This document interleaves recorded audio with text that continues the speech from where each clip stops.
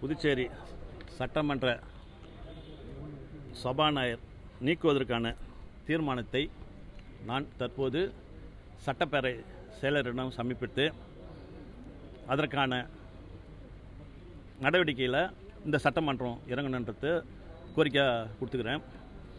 ஏன்னு கேட்டிங்கன்னா, இன்றைக்கி புதுச்சேரியில் நடக்கிற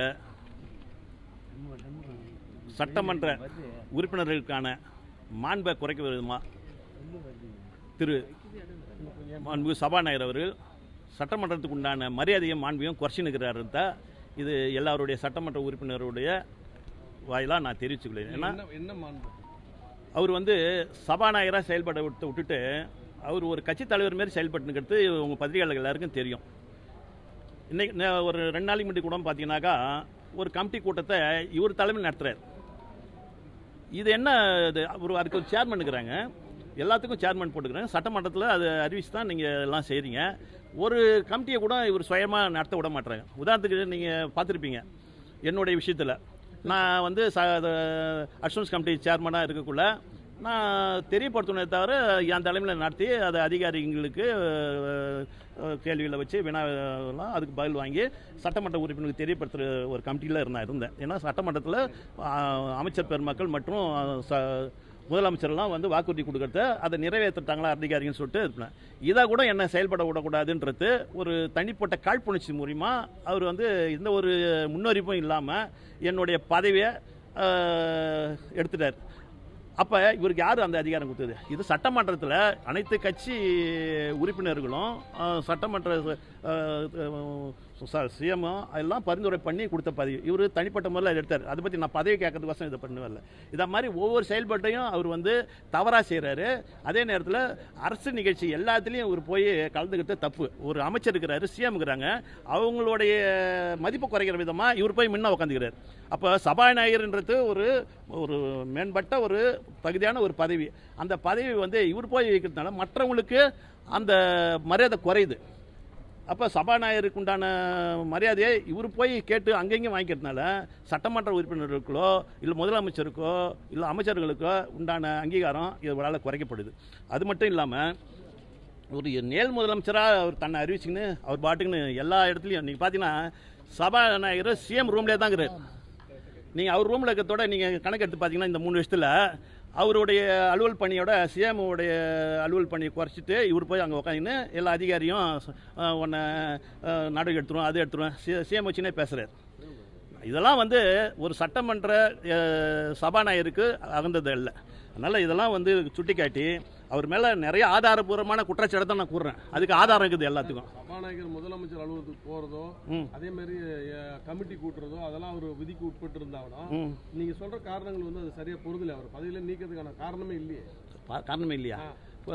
அவர் அவருடைய கட்சி கூட்டத்தில் கலந்துக்கிறது அது கூட்டுறாரு. இன்னும் பார்த்தீங்கன்னா என்னென்ன மீட்டிங்கு அவர் போகக்கூடாது எல்லாத்துக்கும் போகிறாரு. அப்போ இது ஒரு சட்டமன்ற சபாநாயகர் அவருடைய தகுதி செயல்பாட்டையும் அவரே குறைச்சிக்கிறார். மற்ற மாநிலத்தில் பார்க்குறீங்க நீங்கள், இந்த தமிழ்நாடு மற்ற தென் மாவட்டத்திலே பாருங்கள், ஆந்திரா, கேரளா, கர்நாடகா, இந்த மாநிலத்திலாம் எங்கேயாவது சிஎம் அமைச்சருங்க கலந்துக்கிற மீட்டிங்லையோ இல்லை ஒரு நிகழ்வு பொது நிகழ்வுலையோ சபாநாயகர் போய் அங்கே அவர் தொகுதியில் ஏதாவது ஃபங்க்ஷன் இருந்தால் தான் அவருங்க கூப்பிட்டு அவங்க போகலாம். எல்லா தொகுதிக்கும் ஏதோ ஒரு பூமி பூஜை கூட நான் தான் வருவேன். இது என்னங்க? நான் என்னன்னா நான் எதிர்கட்சிக்காருக்கும் எதிர்கட்சி ஒரு நம்ம மதிப்புக்குரிய எதிர்கட்சியுடைய தோழர்களுக்கும் நம்ம இதை மேலே இன்னும் சபாநாயகர் மேலே அதிருப்தியில் இருக்கிற சட்டமன்ற உறுப்பினருக்கும் எனது கோரிக்கை வைக்கிறேன். நான் வந்துக்கிறேன், என்னுடைய தீர்மானத்தை ஆதரித்து நீங்கள் உங்களுடைய செயல்பாட்டை காட்டுங்க. நீங்கள் உண்மையான எதிர்கட்சியாக இருந்தாக்கா இதை நீங்கள் கொண்டாங்க. நான் தோக்குறேன். உண்மையான எதிர்கட்சியாக இருந்தாக்கா நீங்கள் அவர் சபாநாயகர், ஏன்னா இதை நல்ல ஒரு வாய்ப்பு. இந்த வாய்ப்பை கூட நீங்கள் பயன்படுத்திக்கலாம். மக்கள்கிட்ட நீங்கள் என்ன பயன்படுத்த போகிறீங்க?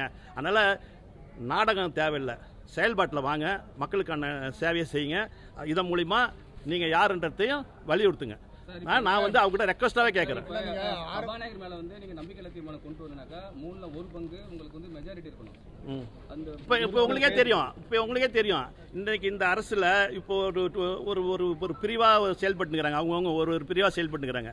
அப்போ நீங்கள் தான் இதை எழுதுறீங்க, பத்திரிகையாளர் உங்கள் நண்பர்கள் தான் வந்து இதை எங்களுக்கு அதிகமாக தெரியப்படுத்துறீங்க. இவங்க இந்த கட்சியில் இல்லை, இவங்க வந்து இப்போ தற்காலிகமாக பிரிஞ்சிருக்கிறாங்க. அப்போ ஸ்திரத்தன்மையே இல்லாத ஒரு இடத்துல இதை நான் வாய்ப்பாக பயன்படுத்திக்கணும் எதிர்கட்சிக்காரங்களுக்கு நான் வேண்டிக்கிறேன். முன்னாள் முதல்வர் கூட இதை பற்றி சொல்லிக்கிறார். என்னன்னு சொல்லிக்கிறாரு, நாங்கள் வந்து நம்பிக்கையில்லா தீர்மானம் இந்த அரசு மேலே கொண்டாடுவோம்னு சொல்லிட்டு தகுந்த நேரத்தில், இதான் தகுந்த நேரம். எப்போ நீங்கள் கொண்டாடுவீங்க? அதனால் இந்த நேரத்தை நீங்கள் பயன்படுத்தினா பயன்படுத்துங்க, இல்லாட்டா என் சார்பாக நான் வந்து வேண்டுகோள் விட்டுக்கிறேன், நீங்கள் என் பின்னாடி வாங்க, இல்லாட்டா உங்கள் கூட நான் வரேன். ஆட்சி அமைச்சு அழைப்பு விடுறீங்களா சார் நீங்கள்? ஆமாம், நான் உங்கள் கூட வந்து ஒத்துழைக்கிறேன். ஒன்று நீங்கள் செயல்படுங்க, இல்லாட்டா செயல்படுறவங்க கூட ஒத்துழைங்க. ஆனால் ஆட்சி அமைச்சு 3.5 ஆண்டுகள் ஆனதுக்கு பிறகு வந்து அவர் வந்து தனிப்பட்ட எல்லா ஃபங்க்ஷன்லையும் வந்து கலந்துக்கிறாரு, எல்லாமே பண்ணிட்டு இருக்காரு. அது எல்லாமே உங்களுக்கும் தெரியும். நீங்களும் போறீங்க, அவர் வந்து விதிக்க உட்பட்டு தான் போறான்னு சொல்லிட்டு பேட்டி கொடுத்துறாங்க. அப்போ உங்களுக்கும் அவருக்கு தனிப்பட்ட மோதல் காரணமாக இது வந்து நீங்கள் கொண்டு வரதுக்கான தனிப்பட இதெல்லாம் நான் சுட்டி காட்டுறது தான் அவருக்கு மோதல். நான் இதெல்லாம் வந்து ஆரம்பத்திலே சுட்டி காட்டுறேன். நீங்கள் வந்து சபாநாயகராக செயல்படுங்க, சட்டமன்ற உறுப்பினருக்கு உண்டான அங்கீகாரத்தை முறைப்படி வழங்குங்க.